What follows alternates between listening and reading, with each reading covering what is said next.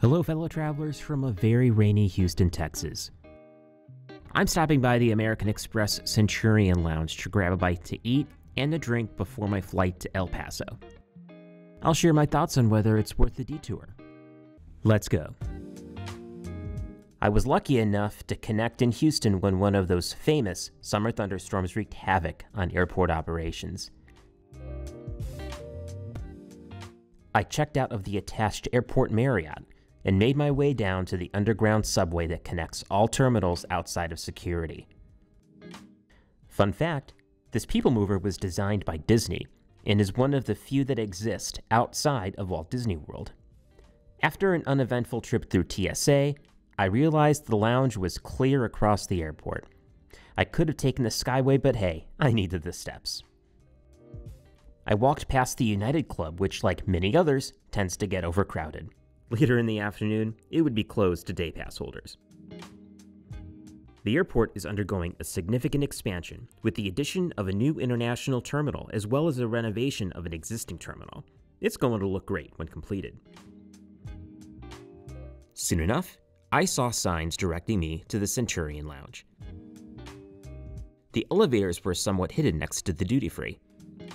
After a short elevator ride, I finally made it to the lounge. What immediately stood out for me was how uncrowded it was compared to other Amex lounges I've visited.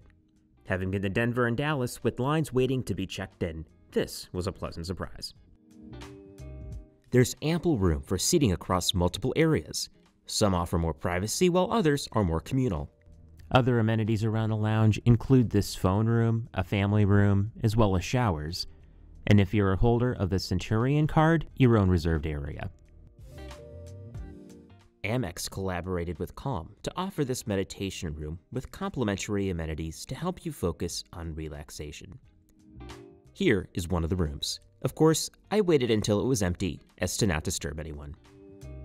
There's no shortage of artwork around the lounge. You can even purchase print copies if you could see one of them hanging up in your own home, like this photo of Buddy Holly. This particular piece was actually signed by every lounge employee when it opened. Now let's talk about the food. Not to state the obvious, but this definitely beats anything on offer at the United Club. There's a variety of options to pick from, and I felt very satisfied with the selection. I decided to help myself to scrambled eggs, which were very good. Beyond the food, there were plenty of refreshment options, including orange juice, coffee, and seltzer water.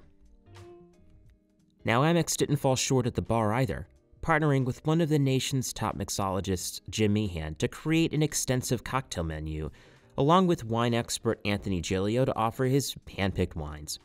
As for me, I stuck with the mimosa.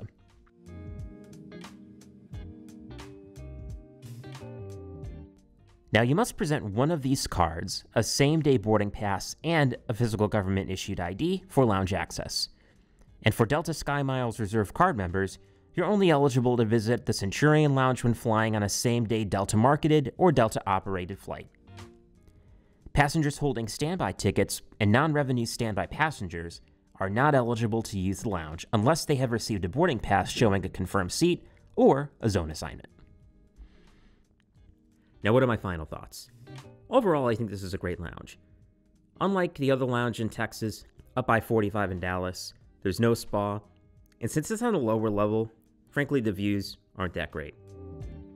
However, the food, the service, and the overall facilities were excellent. They really do go above and beyond. I wouldn't hesitate to visit this lounge in the future. Until next time, safe travels, and I'll see you in the air.